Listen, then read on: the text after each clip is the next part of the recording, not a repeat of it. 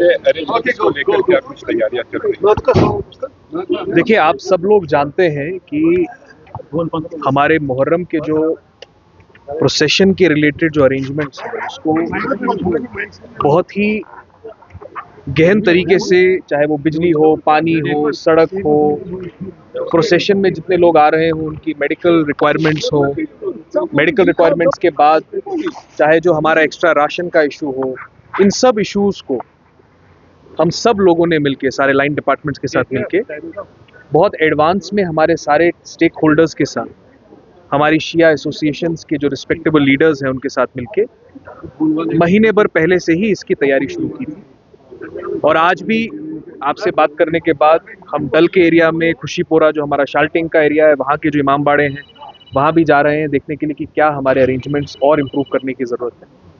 इससे पहले जड़ीबल हो, हसनाबाद हो, वहाँ पे भी हम लोगों ने, पूरी टीम ने मिलकर सारे अरेंजमेंट्स को देखने के लिए पर्सनली विजिट भी किया था।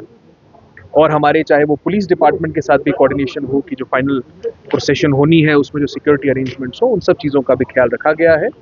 हम सब लोग मिलकर, चाहे वो हमारे एसोसिएशंस के रिस्पेक्टेबल लीडर्स हो, डिस्ट्रिक्ट एडमिनिस्ट्रेशन हो, एसएमसी हो, पुलिस हो, लाइन डिपार्टमेंट्स हो, हम सब मिलकर ये कोशिश करेंगे कि मुहर्रम की जितनी भी प्रोसेशंस हैं, जितनी भी मजलिसें हैं, वो अच्छे से हो पाए। सर, बैगिंग एक्टिविटीज को आपने बैन किया है, क्या प्रिपरेशन रखी गई है? देखिए, नीट के एग्जामिनेशन के लिए भी जो जो डायरेक्शंस भारत सरकार की तरफ से, चाहे वो नेशनल टेस्टिंग एजेंसी के एसओपीज हो, उन एसओपीज को डिस्ट्रिक्ट एडमिनिस्ट्रेशन पुलिस के साथ मिलके टू द टी इम्प्लीमेंट करवाएगा।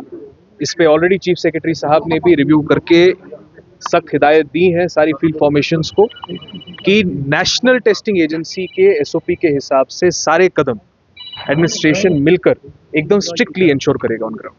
जिस तरीके से बैगिंग पर जो है बैन आयद की गई, लेकिन उसके बावजूद भी हम देखते हैं कि कई जगहों पर जो है बैगर्स एक इम्पोर्टेंट इशू है और इस इम्पोर्टेंट इशू को एक सिंपल तरीके से बात करने से बात नहीं बनती। हमें ज़्यादा फोकस इस बात पे करना है कि अगर कोई व्यक्ति श्रीनगर में बेगरी में अपने आप को इन्वॉल्व कर रहा है तो उसकी क्या मजबूरी है। उस मजबूरी को अटैक करने की डिस्ट्रिक्ट एडमिनिस्ट्रेशन श्रीनगर ने कोशिश की है। वो कोशिश क्या है?